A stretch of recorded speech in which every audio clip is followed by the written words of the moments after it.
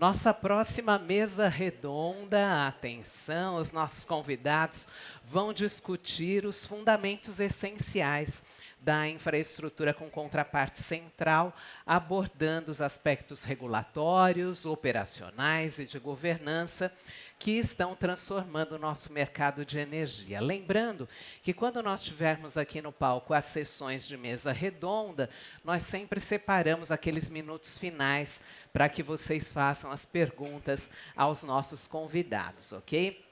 Então, agora eu vou fazer um combinado aqui com vocês. Primeiro, eu vou anunciar os nossos próximos painelistas e eles automaticamente irão identificar, depois nós vamos colocar aqui a foto deles, eles vão identificar as poltronas que eles vão sentar de acordo com a foto e aí sim eles vão subir no palco. Então, os nossos painelistas convidados aqui para a nossa próxima sessão são os seguintes. A Head Regulatória e Jurídica da N5X, Camila Pantera. Receberemos também o Diretor de Operações e Risco da N5X, o Carlos Meyer. O Diretor de Negociação Eletrônica da B3, Daniel Dematio. A Diretora de Relacionamento Institucional Estratégico da B3, Luciana Costa. E nós vamos colocar a seguir a foto deles, identificados seus lugares. Agora sim, senhoras e senhores, bem-vindos! A mediação deste próximo painel com o nosso jornalista, conhecido de todos do canal Energia, Maurício Godoy. Bem-vindos, por favor, bom trabalho.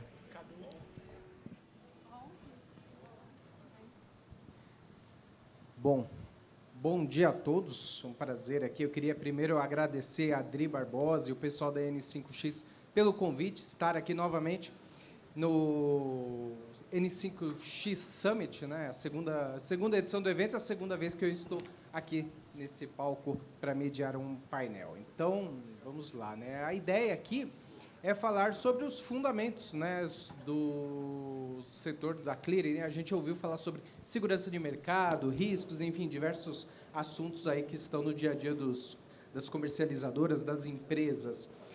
Bom, como a mestre de cerimônias me apresentou aqui, eu sou Maurício Godoy, subeditor do portal Canal Energia, sou jornalista há muitos anos do setor elétrico e a gente, desde que o mercado livre de energia era limitado, né?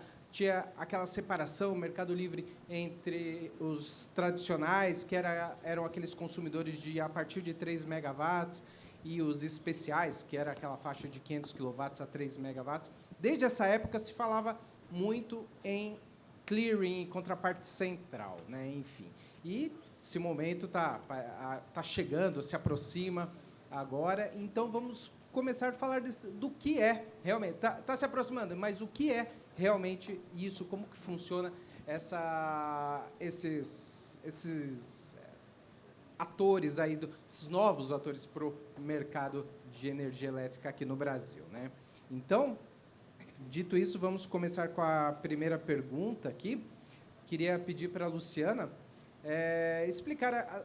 começar explicando o que é uma clearing, né, e como funciona a atuação dessa contraparte central em uma negociação. Luciana, muito bom dia. Obrigado. Acho que tá ligado. Já está ligado? Já. Ótimo. Então, bom dia. Prazer estar aqui com vocês. Obrigada, N5X. Queria agradecer a Adri. Não vi a Adri ainda, mas depois eu vou dar um beijo nela. Agradecer aqui o convite para participar desse evento. Então, começando aqui falando um pouco, né, da Câmara de Compensação e Liquidação, a famosa Clearing ou CCP.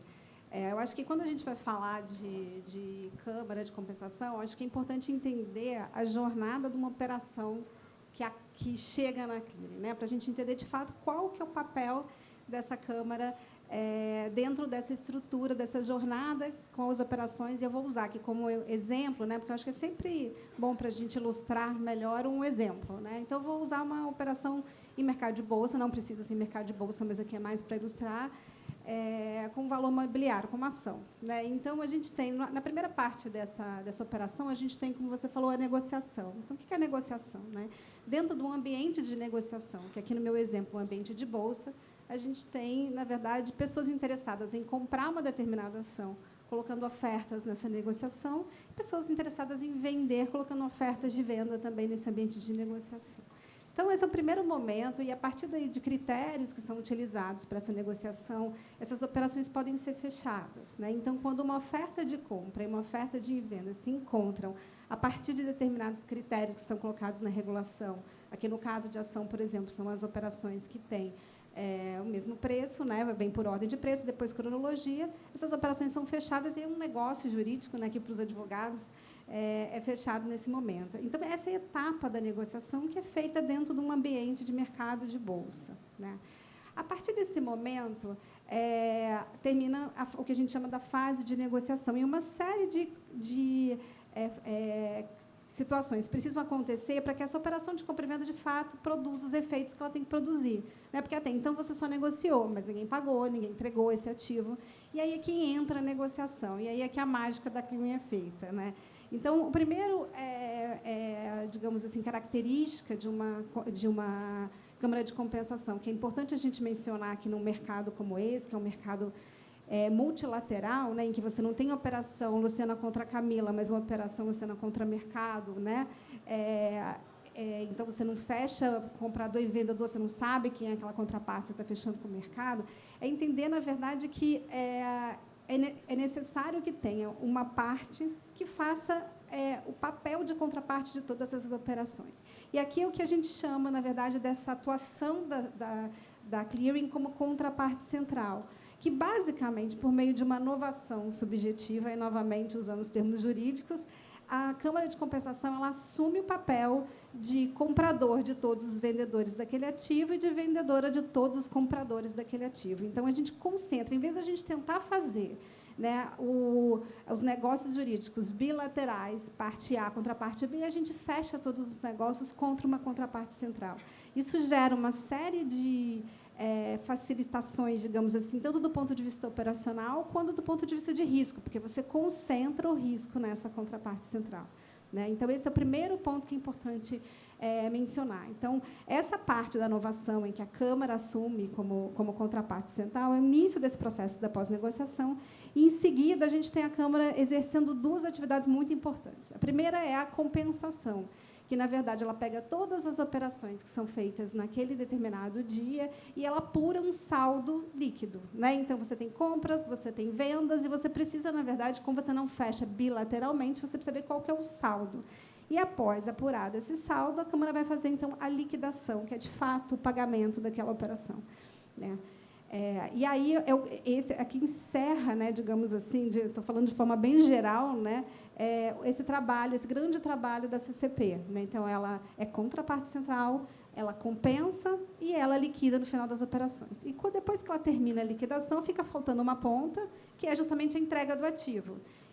A entrega para quem comprou, né, dessa ação que eu mencionei. E isso já acontece numa outra infraestrutura de mercado, que é o depositário central, que não é a contraparte central. Então, a Câmara diz, olha, transfira tantas ações para a Luciana que ela comprou. Então, aqui a gente termina esse processo da pós-negociação. Então, de novo, na negociação, a gente tem, então, esse ambiente de bolsa, onde a compra e venda é feita, e, na pós-negociação, a gente tem todo o encanamento que garante que, de fato, essa operação que foi comprada produz os efeitos que são próprios dela, né? Então, a compensação, a liquidação e a entrega do ativo. Então, por aí, a gente pode ver, de forma muito simplificada, da relevância dessa infraestrutura de mercado.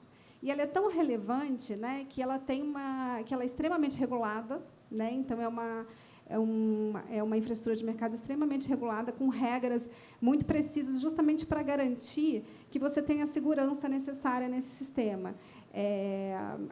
As câmaras, na verdade, que trabalham com operações com valores imobiliários e ativos financeiros são consideradas sistemicamente relevantes, né? Então, a gente sabe que qualquer problema nessa infraestrutura pode respingar para o mercado como um todo, né? Então, por isso, a segurança nesse sistema é muito relevante.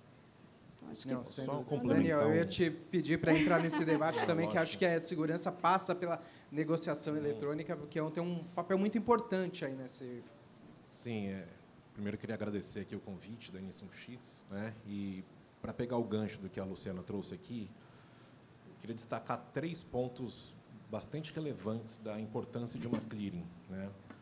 O primeiro é, para quem está fazendo a operação, é a segurança da liquidação, né? Então, assim, não importa contra quem você esteja fechando o negócio, ainda que essa contraparte tenha uma inadimplência, por exemplo, né? Aquela liquidação está garantida porque você teve a contraparte central atuando no meio das duas instituições. Então, esse é o principal papel, né? Mas tem outros dois que eu queria destacar, que um é a compensação dos valores que estão sendo liquidados. Então, se eu estou comprando, para pegar um contrato futuro como exemplo, se eu estou comprando um vencimento e vendendo outro vencimento, a liquidação dessas operações são feitas de forma compensada. Então, eu não preciso de uma liquidez intradia para pagar uma operação para depois receber outra operação, né? A clearing sempre compensa e liquida isso de forma compensada. E a terceira grande vantagem, que nem sempre é óbvia, mas é a de formação de preço. Então, a contraparte central, ela torna o risco de crédito entre os entes do mercado homogêneo, né? Então, para pegar um exemplo aqui, num mercado onde você não tem uma contraparte central, é natural que as instituições estabeleçam entre si limites bilaterais de risco de crédito, né? Então, se eu tiver, por exemplo, com a Luciana um limite de R$1.000 e com a Camila um limite de R$1 milhão, só que a Luciana dá um preço melhor para o que eu quero comprar, e eu não posso fechar porque eu tenho só um limite de 1.000 e eu quero comprar muito mais do que 1.000, e o segundo preço melhor é o da Camila, que eu tenho limite com ela, mas o preço dela é pior, eu vou ser forçado a tomar um preço pior justamente por conta dos limites bilaterais estabelecidos entre as partes, né? Então, uma clearing, quando ela se interpõe no meio de todos os participantes, ela homogeneiza o risco de crédito e faz com que, não importa contra quem você está negociando, você sempre pode contar com o melhor preço, necessariamente. Então, isso facilita a formação de preço de qualquer ativo que seja tratado numa contraparte central. Legal. Bom, formação de preço, como vimos aí até com o Alexandre Lopes aqui, trazendo para o mercado de energia, é uma questão muito importante aí nas discussões. Mas daqui a pouco a gente avança mais um pouco. Luciana, continuando aqui com você, outra pergunta assim básica para esse mercado, né? Eu queria te fazer. Quais são os principais requisitos regulatórios para a constituição de uma clearing no Brasil? O que precisa para chegarmos a isso? Então, como eu mencionei, a Câmara de Compensação, né, a clearing, ela é uma infraestrutura de mercado, né? Então, ela pode, na verdade, eu vou falar que a gente tem diferentes tipos de câmara, né, que ela pode, na verdade, digamos, compensar e liquidar operações com diferentes tipos de ativos. Mas uma câmara, ela sempre ela precisa ser aprovada, o sistema que ela opera, assim, né, sempre precisa ser aprovado pelo Banco Central. Então, o Banco Central, ele é a autarquia, né, que é responsável por avaliar se essa entidade, né, se essa instituição operadora que pretende operar esse sistema tem condições adequadas para tanto, e se esse sistema está de acordo com alguns requisitos de segurança que são colocados, né? Além disso, se essa Câmara opera com operações envolvendo valores mobiliários, a gente também tem a competência da Comissão de Valores Mobiliários, que não exclui a do Banco Central, o olhar é diferente, mas ela também olha, aprova, regulamenta e fiscaliza a operação das câmaras de compensação que operam com valores mobiliários. Tá? Então, para que seja... Esse é um processo de autorização que ele não é um processo simples, no sentido de que ele é um processo faseado, inclusive, né? O Banco Central tem uma regulamentação bastante detalhada do que precisa ser feito, e essa instituição operadora ela tem que demonstrar o cumprimento de diversos requisitos regulatórios. Então, ela tem que demonstrar, por exemplo, assim, na primeira fase, esse processo tem 2 fases, né? É preciso demonstrar um plano de negócio que seja adequado, então você vai mostrar toda uma estrutura adequada para o Banco Central que você tem condição de fazer essa operação. E, na segunda fase, tem uma avaliação mais de prontidão em relação a sistemas e de segurança, né, que foi feito. Mas o que é importante assim dentro da estrutura é que tem algumas coisas que precisam ser feitas. Assim, toda Câmara ela precisa ter um regulamento que estabelece as regras que regem o funcionamento dessa Câmara, que é avaliado e aprovado pelo Banco Central. E o Banco Central e a própria CVM, quando vão avaliar, né, o funcionamento da Câmara, ele leva em consideração o que a gente chama de PFMI. O que são os PFMIs? Né? Eles são uns princípios que foram divulgados por uma comissão mista formada pela IOSCO, que é a Organização Internacional dos Reguladores de Mercado de Capitais, praticamente do mundo todo, e do BIS, né, do Banco de Compensações Internacionais. Então, eles estabelecem esses princípios que, na verdade, são como se fossem estándares internacionais para o funcionamento dessas infraestruturas de mercado. E todos os países que aderem, né, a esse sistema têm que ter uma regulação que seja, claro, respeitando as condições, né, do próprio país, o sistema jurídico do próprio país, mas tem que respeitar esses princípios, né? Então, esses princípios eles garantem a rigidez da formação dessas infraestruturas de mercado. O Brasil adota, né, esses princípios. Inclusive, a gente tem em andamento um projeto de lei que está no Senado agora para trazer uma nova arcabouço legislativo para as infraestruturas de mercado, que vai também abarcar as câmaras de compensação e liquidação. Então, tem todo um processo de governança e de adequação a esses princípios que têm que ser formados. Só para uma dúvida aqui. Essas fases, tanto no Banco Central quanto na CVM, correm concomitantemente ou o primeiro precisa passar no Banco Central para depois da CVM ou o contrário? Esse detalhamento, na verdade, da regra é uma regra do Banco Central. Então, assim, não tem nada na regulação que impeça que seja feito conjunto. Eu acho que é até comum, né, que você coloque. A regulamentação da CVM não é tão detalhada em relação às câmaras de compensação. Então, é um processo que não tem essas etapas tão estabelecidas. E isso faz muito sentido no caso da avaliação do Banco Central, porque a gente tem que ver que o Banco Central, além de tudo, tem uma preocupação sistêmica. Então, o tipo de análise que ele faz é uma análise muito focada também na estrutura de garantias, né? Porque isso é um ponto, como o Daniel falou, que é muito relevante a questão da segurança, né? Então, toda a Câmara de Compensação e Liquidação ela tem uma estrutura de garantias para justamente poder assegurar, né, que ela vai ter condições de liquidar todas as operações, como a gente está falando aqui. A estrutura de garantias ela tem esse papel, né, de ter, na verdade, assegurar que essas operações vão ser liquidadas e que a gente não tem um problema de segurança nesse mercado. Então, um dos pontos que o Banco Central olha é justamente a estrutura de garantias. E a legislação ela protege essas garantias. Então, as garantias que são dadas, né, em benefício das câmaras de compensação e as garantias que estão dentro do processo, os recursos que estão dentro do processo de liquidação, eles, na verdade, são empenhoráveis, isso tem lei específica a respeito disso, e eles são destinados exclusivamente, por lei, para garantir ali o pagamento das operações. Legal. Posso Camila, só... eu ia te pedir trazer você, porque a N5X também tem a perspectiva de chegar, né?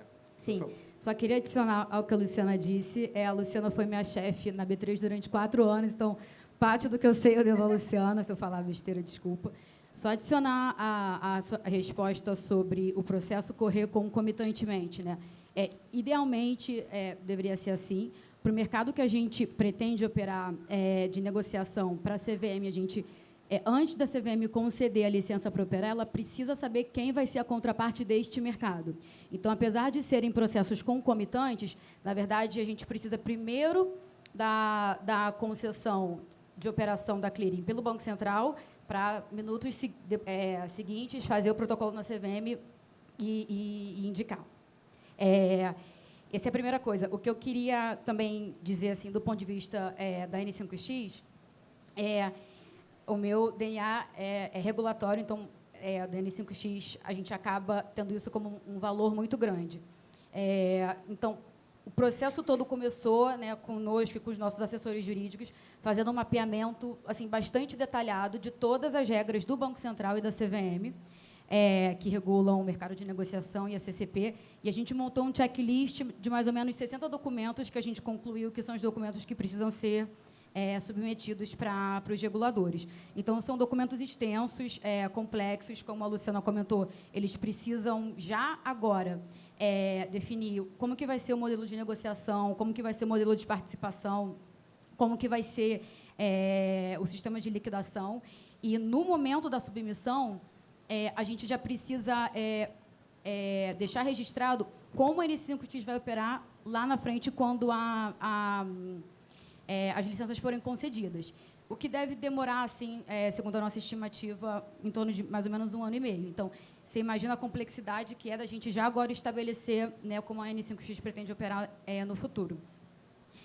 A gente, enfim, então está no momento de finalizar e ajustes finos nesses documentos, mas, assim, como eu sempre digo internamente, a submissão não é só escrever documento, não é só redigir, e aí, desculpa o time que está ajudando a gente com isso.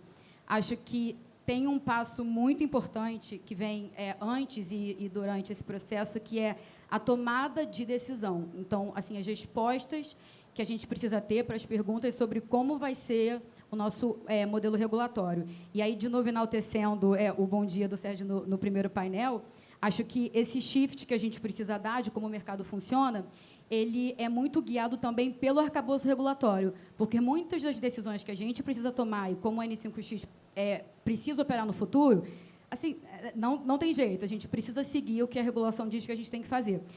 Então, a gente tem um processo bastante sistemático na N5X de como a gente faz o approach dessas decisões, mais ou menos assim, sobre 3 ângulos, vamos dizer assim. O primeiro, a gente sempre faz um benchmark internacional e nacional sobre, né, estruturas parecidas. E aí, aqui a gente tem a sorte de contar com o capital intelectual dos nossos acionistas internacionais, a Nodo e a EX, com a visão norte-americana e europeia. A gente consegue entender como lá fora funciona e trazer, eventualmente, inovações e evitar repetir erros que já foram feitos nesses mercados mais evoluídos. A B3 também, então, a gente interage bastante com o time para replicar e reproduzir, de uma certa forma, o caminho que já foi pavimentado por esse líder, né? Acho que a segunda etapa aqui, como eu já comentei, é um aprofundamento, assim, muito criterioso sobre o arcabouço jurídico e regulatório. Então, todas as decisões que a gente toma, assim, eu encho o saco dos nossos advogados, eu posso fazer isso? Onde é que está na lei? Assim, me escreve um e-mail fazendo embasamento jurídico da decisão que eu preciso tomar. E eu acho que o terceiro ponto que tempera o nosso processo de tomada de decisão é um olhar bastante atento sobre como o mercado de energia elétrica funciona, porque, só lembrando, esse é um serviço que é um produto que a gente está oferecendo para o mercado de energia majoritariamente. Então, a decisão ela precisa fazer sentido para não só para a N5X, mas para o mercado de energia também. Então, acho que a gente passa por esses 3 processos de maneira sistemática. Eu diria que a gente começou esse processo no finalzinho lá do primeiro trimestre desse ano. A gente já está bastante avançado, diria que 2/3 dessa jornada regulatória da primeira fase já está cumprida.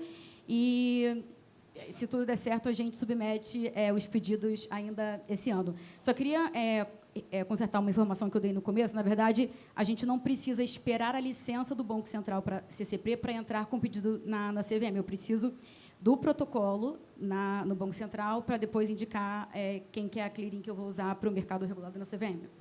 Entendi. Legal. Obrigado, Camila. Bom, a gente viu aqui também no primeiro painel, mudando um pouquinho não, um outro ponto que é fundamental também, e a gente viu aqui as empresas, a Hydro, a Eletrobras e a Statkraft, falando sobre análise de risco, né? Então, eu queria passar para esse ponto e perguntando para você, começando com você, Daniel, e depois também chegando até você, Carlos. Como uma clearing gerencia riscos, garantias, né, nessas operações? Por favor, Daniel.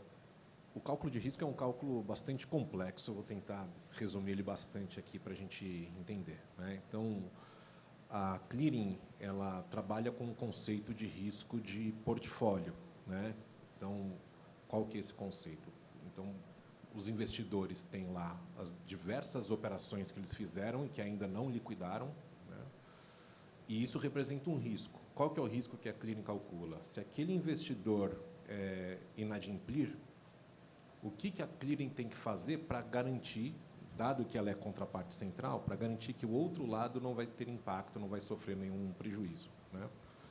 E isso passa por comprar e vender ativos, se zerar no mercado futuro, diversas operações, né? Então, é o que a gente chama de risco de close-out. Eu tenho que pegar esse portfólio e fazer com que ele esteja num horizonte de tempo zerado, e isso vai desencadear numa série de prejuízos, e esses prejuízos têm que estar cobertos de alguma forma.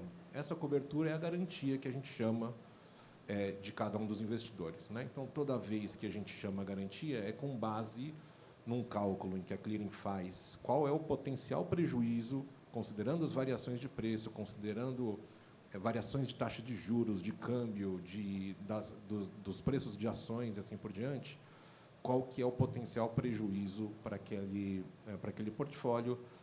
Aquele investidor, portanto, tem que trazer garantias para a clearing. A clearing, portanto, cobra garantias de todos os compradores e dos vendedores, né? Esse é um grande aspecto da forma como a gente cuida do risco de uma CCP.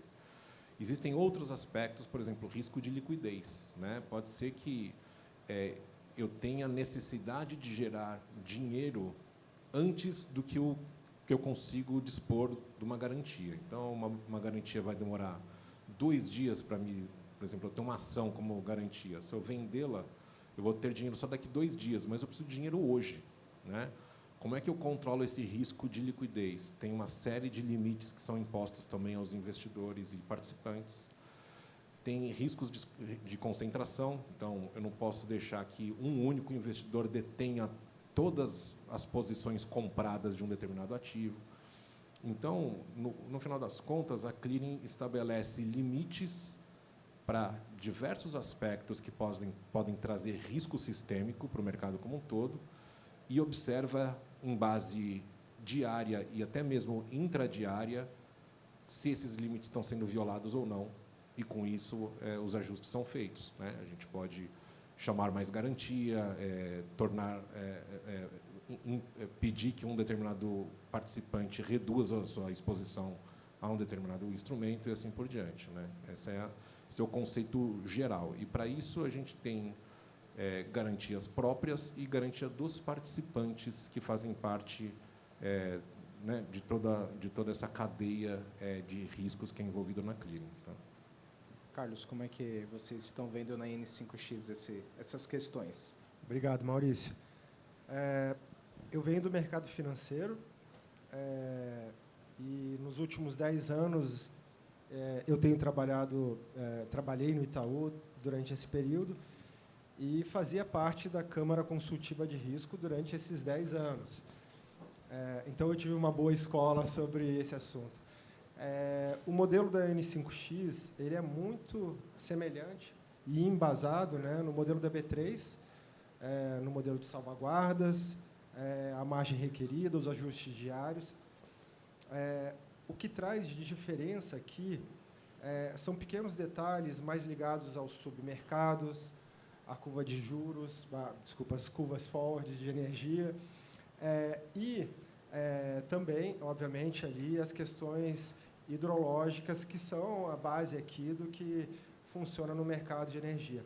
Uma coisa bacana, que não sei se mas assim, uma coisa rica para quem trabalha com risco, foi a quantidade de cenários de estresse que a gente encontrou durante esses anos no mercado de energia elétrica, que enriqueceu bastante aqui o nosso modelo. Então, eu acho que tem se tornado um modelo bastante sofisticado, com base, obviamente, no modelo da B3, com todos os parâmetros e princípios do PFMI. Então, dá para dizer que é um modelo bem sofisticado. Legal. Bom, vamos continuar falando sobre riscos e vamos continuar com vocês dois, né? Bom, você, Carlos, comentou agora de salvaguardas, né? Então, eu queria te perguntar, queria começar com você, Daniel. Quais são as principais salvaguardas e mecanismos de default numa clearing? Existe conceitualmente uma divisão nas salvaguardas de uma clearing, né, que é o que a gente chama de defaulters pay e de survivors pay. Então, o que quer dizer isso? Existe uma contribuição que é feita diretamente pelo ente responsável que está trazendo risco para o sistema, né? Então, imaginando que um investidor que está comprando ou vendendo uma ação, um contrato futuro, ele vai depositar uma garantia, né? Então, aquilo é uma salvaguarda que, caso ele tenha um default, a gente vai utilizar aquela garantia para cobrir o problema que ele trouxe. Existe o conceito de Survivor's Pay, que é uma estrutura de mutualização, né? Ou seja, outros entes depositam uma garantia que, em última instância, pode ser utilizada para resolver um problema, caso esse problema extrapole aquela garantia inicialmente calculada. Na B3, a gente tem os dois mecanismos, né? A gente tem tanto as garantias individuais dos investidores que são depositadas. Aqui, entrando um pouco na estrutura de participantes, a gente tem a corretora e tem um membro de compensação, que são participantes que são responsáveis pela cadeia de liquidação. Esses participantes também depositam garantias, né? Ou seja, caso haja um default, que toda a garantia do investidor for utilizada, a gente começa a recorrer a outras camadas de garantia, de participantes, membros de compensação. Existe um fundo de liquidação ao qual esses participantes contribuem, né, com valor. Então, inicialmente é a garantia do investidor, depois recorre-se à garantia desses participantes. A própria B3 faz uma contribuição para esse fundo, né? Então, em última instância, pode-se utilizar tanto a parcela da B3 depositada no fundo, quanto a parcela de outros participantes do sistema, para que isso evite, a qualquer custo, o transbordo desse risco para o sistema, né? A gente, historicamente, nunca esbarrou numa situação onde a gente tivesse que usar todas as instâncias, né? Assim, os casos em que houve alguma inadimplência, limitou-se ali para as primeiras instâncias de colateral, né? E aí, qual que é o conceito dessa garantia que a gente chama, né? Então, eu costumo usar um exemplo muito simples de uma compra e uma venda de uma ação, né? Então, imagina, Maurício, que eu comprei uma ação de você por R$100, né? Como eu comprei, eu tenho que trazer o dinheiro, eu tenho que dar o dinheiro para a clearing. Você, como vendeu, você tem que entregar a ação, né? Agora, imagina que eu não pague esses R$100 por essa ação. A clearing, qual que é o papel dela? Proteger você da minha inadimplência. Logo, a clearing tem que pegar o papel que você entregou, vender a mercado, pegar o valor dessa venda e dar para você, que você está esperando R$100, né? Agora, imagina numa situação que essa ação ela não vale mais R$100, ela vale 90, ela caiu de preço. Então, você precisa receber 100, só que a ação só vale 90. Esses R$10 é parte da garantia que eu depositei. Portanto, quando eu tenho uma inadimplência perante a clearing, a minha garantia é executada, ela se soma a essa venda que a clearing vai fazer na inadimplência para garantir que você tenha o recurso da tua venda, né? Isso é aplicável também, obviamente, em qualquer cenário, se você não entregar o papel. Então, é dessa forma que a clearing calcula. Obviamente que extrapolado para um portfólio de milhares de posições, isso é bastante complexo, né? Mas esse é o conceito que está por trás das garantias que são chamadas, tá? Sim. Carlos, e qual é a perspectiva na N5X seguir nesse mesmo caminho, né? É o mesmo caminho, é o mesmo modelo. Como eu já comentei, tem especificidade do mercado de energia. Por exemplo, aqui a gente vai chegar num mercado físico, né? Então, existe também uma camada adicional, que é a camada de garantia física para aqueles participantes que vão querer continuar no vencimento do futuro, continuar no mercado físico. Então, existe uma camada adicional. Mas, na prática, as salvaguardas são basicamente isso. A gente vai falar bastante isso aqui ao longo do dia. À tarde eu vou aprofundar melhor. Mas, basicamente, um conjunto de camadas de proteção que vão sendo utilizadas à medida que a situação vai começando a ficar mais complicada. Legal. Bom, como você disse, não vamos dar mais spoilers sobre isso. Fica o convite para parte da tarde ter mais um aprofundamento um pouquinho mais detalhado dessa questão. Agora, então, outro ponto aí também desses fundamentos que a gente tem é a questão da governança, né? Então, eu queria falar com você, Luciana, como é que se estrutura a governança de uma clearing e quais são as obrigações de reporte regulatório? Você até comentou na sua primeira resposta sobre essa questão do reporte regulatório, que é o obrigatório, até pelas regras. Né? A gente tem, dentro da regulamentação do Banco Central, uma estrutura de governança bastante detalhada. Né? Então, acho que o primeiro ponto que tem que ser observado, e que é uma regra geral, mas que é bem importante, é que a estrutura que cada Câmara vai adotar, e cada infraestrutura como um todo, isso não se aplica apenas à Câmara, ela tem que ser compatível com o porte, o tamanho de risco que essa Câmara tem. Então, digamos, existem premissas e questões obrigatórias, mas um ponto relevante é a garantia, né? Que quando a Camila, por exemplo, vai estruturar a estrutura de governança dela para apresentar ao Banco Central, que seja uma estrutura, de fato, que atenda o tamanho da Câmara que está sendo constituída, né? E que tenha mecanismos ali compatíveis com o risco que ela traz. Então, essa é uma avaliação que tem que ser feita.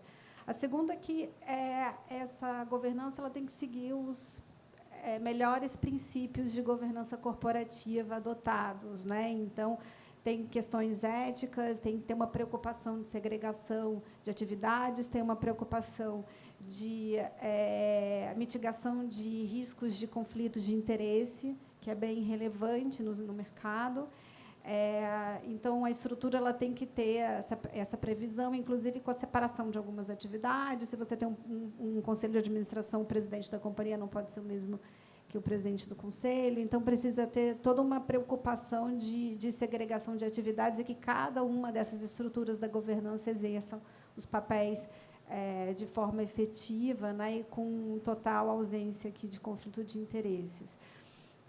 Existem algumas figuras que são obrigatórias, né? Então, você tem, de fato, que ter uma auditoria, né? Uma auditoria interna que, dentro dessa estrutura da infraestrutura, é bem relevante, porque ele quem faz uma série de relatórios, que são esses relatórios que devem ser enviados para o regulador. Então, essa auditoria interna que tem uma certa autonomia na atuação dela, porque, né, responde direto para os órgãos mais altos dentro da hierarquia da empresa, justamente para ela poder ter a liberdade e poder estabelecer os regulatórios, os relatórios que ela tem que reportar para esses reguladores. Né? Então, além da auditoria interna, a gente tem uma auditoria externa obrigatória também para avaliar as demonstrações financeiras, né? E a gente tem também uma previsão de que tem algumas políticas. Então, falando um pouco da estrutura da B3, né, que é onde eu conheço melhor, a gente tem o próprio Conselho de Administração da B3 tem uma competência dentro do Estatuto, né, de avaliar a administração de risco da companhia, a política de administração de risco da companhia. A gente tem um comitê de riscos financeiros também, que é um comitê estatutário, previsto no Estatuto também, que tem essa avaliação. E estabelece também a própria política de administração de riscos de contraparte central. E tem as políticas. Né? Então, a gente tem essa política que tem que ser avaliada e um comitê interno de assessoramento, que é um comitê que avalia também o risco de contraparte central. Então, as decisões são tomadas, né, de forma colegiada. Você tem também, dentro dos níveis de governança, segundo as linhas de defesa. Então, a própria área de governança corporativa tem avaliações de adequação dos modelos de risco que são adotados pela Câmara. Né? Então, a gente tem avaliação dos modelos pela governança. Então, é uma estrutura bastante grande que tem um contato permanente, porque, como a gente, né, mencionou, eu, Camila, um pouquinho antes, a gente tem uma supervisão aqui do regulador que, de fato, olha, na prática, se isso está sendo... Não é essa avaliação do regulador aqui, dado o risco que a gente tem envolvido, ela não é uma avaliação só formal, no sentido de olhar, né, os papéis, digamos assim. Existe, de fato, supervisão, né, periódica, para ter certeza que a governança funciona como deveria, que os controles estão funcionando como deveria. Legal. Agora, Camila, você é head regulatória e jurídica da N5X, então esse tema vem direto na sua área, né? Então conta para nós como a gente acabou de ouvir na B3, como isso funciona na N5X, essa questão da governança. Claro. Eu só queria acrescentar, assim, a governança, ela é um dos comos. Então, quando a gente conversa, uma clearing traz mais segurança, traz mais integridade, mais estrutura, como? Isso passa pela governança também, que, como já foi mencionado, é um requisito regulatório. A gente, na N5X, está no momento de estruturar essa governança, como a Luciana também comentou, toda essa estrutura precisa já ir nos documentos de submissão para o Banco Central e para a CVM. A gente preza por uma governança neutra, foi algo que a Adri já comentou no começo, na abertura do evento. Então, a gente tem nossos 2 acionistas, um conselho de administração com conselheiros indicados pelos 2 lados. Quando formos uma entidade autorizada pela CVM, é preciso que esse conselho tenha membros independentes. Isso é algo muito importante para garantir a isenção e independência dos debates. São conselheiros que não são, assim, bastante genericamente indicados, vinculados a nenhum dos acionistas. A gente tem uma diretoria estatutária com bastante experiência no assunto, como a Adri já comentou também, que contribui para essa governança neutra. Também, seguindo a regulação, embora não seja obrigatório, vamos ter um comitê estatutário de auditoria, um comitê estatutário de riscos, seguindo o exemplo da B3 e também da Nodal IEX. Acho que um ponto importante também que a Luciana, já comentou, que é uma exigência do Banco Central, né, na Resolução 304, que rege o funcionamento da CCP, a separação entre a área de auditoria interna, as áreas de negócios, de controles internos, conformidade e gestão de risco, justamente para garantir autonomia e a funcionalidade eficaz das diferentes linhas de defesa. Acho que também é interessante mencionar, do ponto de vista da governança, que já foi comentado pelo Eduardo Rossi, e eu acho super interessante ver que, apesar de serem mercados diferentes, na verdade, todos convergem para a mesma conclusão e para a mesma necessidade, né? Que do ponto de vista da CVM, ela exige que todo o mercado organizado tenha uma estrutura de autorregulação. Essa autorregulação, ela funciona como um auxiliar do regulador na supervisão dos participantes de mercado, dos negócios e da própria entidade administradora. Então, todas essas palavrinhas que foram usadas nos painéis mais cedo, spoofing, insider trading, manipulação de mercado, isso tudo o mercado financeiro já está muito acostumado, e a autorregulação, e a CVM e a autorregulação muito acostumadas a olhar e evitar esse tipo de conduta. Então, hoje, basicamente, a regra dá 2 opções para a gente, né? Uma é ter essa estrutura dentro de casa, e, apesar de ser dentro de casa, ela precisa ser independente, com uma governança própria, um diretor próprio, ou ela pode ser, né, contratada de um terceiro, já seja uma entidade de mercado, por exemplo, a BSM. Então, a gente está nesse momento de decidir qual que é a melhor estrutura para a N5X. Legal. Bom, Carlos, queria te perguntar uma outra questão. Que impacto uma infraestrutura com CCP, né, pode trazer para o mercado de energia no Brasil, né? A gente ouviu novamente, ouvimos as empresas no primeiro painel, que é essa primeira mesa redonda, falando sobre a importância. A gente teve casos de default, né? O que essa CCP pode trazer aí para o mercado? Bacana. O pessoal falou bastante sobre isso no primeiro painel, principalmente, mas também agora com o Rossi falando aqui também. Mas eu acho que o grande benefício é a segurança do mercado, né? Trazer uma proteção contra risco de crédito, risco de contraparte, tá? E quando você tem essa proteção, essa segurança do mercado, você atrai novos investidores, você atrai investidores estrangeiros que trazem diversas externalidades positivas. Então, você vê um aumento de liquidez, uma maior robustez do mercado, uma melhor formação de preços. Então, e isso vai atrair cada vez mais novos negócios, novos tipos de atuação no mercado. Então, são diversas oportunidades que vão surgindo a partir da segurança do mercado, da proteção com relação às operações. Legal. Bom, tá a plaquinha ali, 15 minutos, então foi bem preciso aqui esse nosso painel.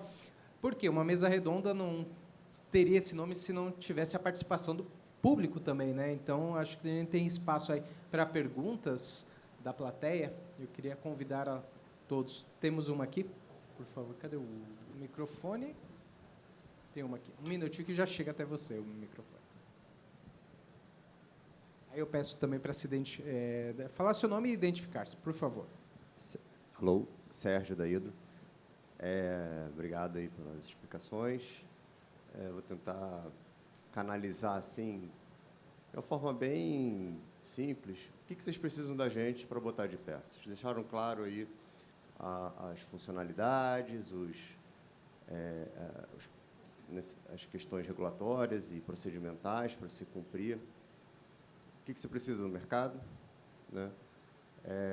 E se vocês já chegaram a fazer algum tipo de... Tem algum cheiro do quanto vale o show, né? Qual é o valor da garantia por mega médio e, enfim, quanto que custa? Posso responder a primeira parte? Só para te dar tempo para pensar nessa resposta, tá, Cadu? Fica me devendo. Como a Adri comentou, na minha experiência anterior, eu ajudei a estruturar uma plataforma de negociação de crédito de carbono. E é muito interessante porque, enquanto a gente está estruturando, conversando com o mercado, é a melhor ideia do mundo, como ninguém pensou nisso antes. E aí, agora, quando o produto está prontinho para ser operado, cadê, né, esse volume todo? Então, respondendo a sua pergunta, Sérgio, o que a gente precisa quando as licenças estiverem sido concedidas, o primeiro dia de operação é o mercado operando, comprometido nesse futuro de operação. Eu acho que uma outra coisa importante, o regulador ele tem um monte de prioridades. Você imagina, todo mercado, o CVM ela regula todo o mercado de capitais, inclui inclusive ativos, né, exóticos, condotel, às vezes cripto. Então, acho que é muito importante para o regulador, CVM, Banco Central, ANEEL, entender que é algo que o mercado quer que aconteça. Porque eu acho que isso, de uma certa forma, dá um sabor diferente para aquela nossa demanda. Não que vá passar na frente, mas, olha, é prioridade. Existe o mercado querendo que aquilo saia porque ele quer operar. Então, acho que, a minha contribuição, são esses 2 pontos. Legal. Com relação ao que a gente precisa, né, eu acho que é muito importante. Eu, no lado do mercado financeiro, eu participei muito da autorregulação, junto com a Ambima, né, e a gente construía o mercado financeiro. Então, a gente modularizava, a gente definia as fronteiras, a gente dava suporte para dizer, o caminho é por aqui. Então, a gente vai precisar muito da ajuda do mercado para poder direcionar o que está faltando, o que pode ser melhor. Então, a estrutura básica de uma contraparte central é o início, mas toda a sofisticação e todas as nuances de como ela vai funcionar vai depender de um mercado apoiando na construção, trabalhando junto com a N5X. Tá?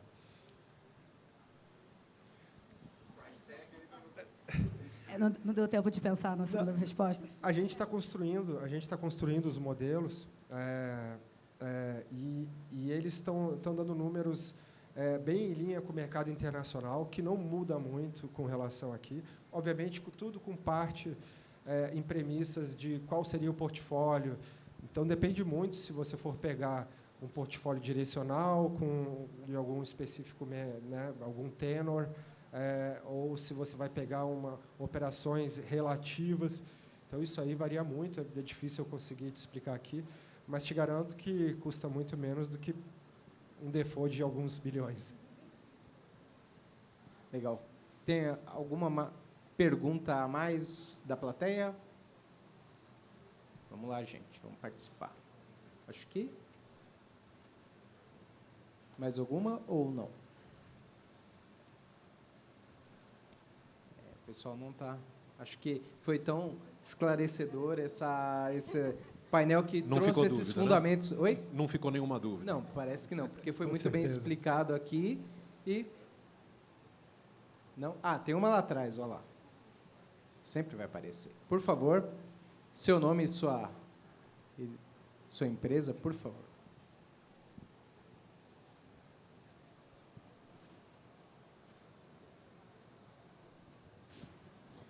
Boa tarde, tudo bem? Patrick, do Santander. Parabéns novamente, né, pelo todo o evento. Uma dúvida em relação... Bom, sobre a garantia a gente conversa, né? Acho que na parte da tarde tem bastantes dúvidas sobre a garantia física. Sobre a N5X, ela pretende soltar uma curva de energia, tanto para convencional quanto para as incentivadas e por região? Por favor, Carlos. Sim, a gente vai trabalhar em cima disso. A gente hoje já tem apoio da Decide, tem apoio de todo o mercado aqui, dos participantes trazendo informações para a gente. À medida que a gente tiver a clearing operante, aí, assim, é uma das coisas que eu esqueci de falar nos benefícios, né? Eu acho que é a transparência, né, da curva de preços, de como que isso aí vai funcionar cada vez mais. Você vai ter informações mais claras, mais informações. E nós estamos num momento aqui de inteligência artificial, né, de dados. Então, a ideia é prover cada vez mais dados para o mercado para que ele consiga trabalhar mais e melhor, né, utilizando a N5X. Perfeito. Só mais uma. Qual que é a data da N5X? Qual que é a data da N5X? Chuta. Não vou jogar essa para o regulador, mas a verdade é que os prazos de análise do pedido de submissão são prazos que estão estabelecidos na própria regra, não tem como fugir muito disso. E, então, assim, fazendo uma média, né, dos processos que a gente já conhece, da complexidade que é, né, o nosso pedido, a gente sabe disso, a gente está estimando em torno de 1 ano e meio para essa licença, as 2 licenças saírem. Tá? E a submissão vai acontecer dentro desse ano ainda. Patrick, eu posso falar que essa pergunta eu já fiz algumas vezes para a Adri. Quando saia... Porque, como eu disse até no início, né, é uma expectativa do mercado, já desde quando o Mercado Livre era aquele Mercado Livre bem mais restrito do que a gente tem hoje, né? Mais alguma pergunta aí da plateia? Eu acho que o pessoal está... Como esse painel... esse painel é o painel que antecede o almoço, né? Então o pessoal já está pensando, esperando, mas até porque eram fundamentos desse mercado que a gente apresentou aqui e serão mais detalhados ao longo do dia dessa agenda da tarde, né? Então, se vocês me permitirem, então eu agradeço a todos vocês pela atenção, a Luciana, ao Daniel, Carlos e a Camila. Obrigado a todos. Agora eu chamo aí mestre de cerimônias novamente.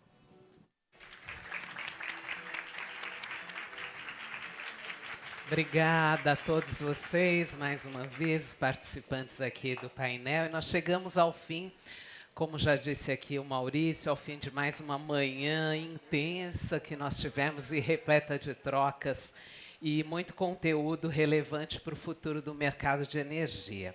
E agora, já teve o spoiler aqui, todos vocês estão convidados para o nosso merecidíssimo almoço, um momento perfeito para continuarmos as conversas, o networking e recarregar as energias para a programação da tarde. Nosso almoço, pessoal, servido aqui no fundo da sala mesmo. Lembrando, olha, que no período da tarde nós vamos ter alguns painéis com participações em inglês. Então, nós temos os fones de tradução disponíveis aqui na lateral direita de vocês. Fiquem à vontade para utilizá-los. Nos vemos de volta às 14h30, combinado? Aproveitem o almoço e até lá.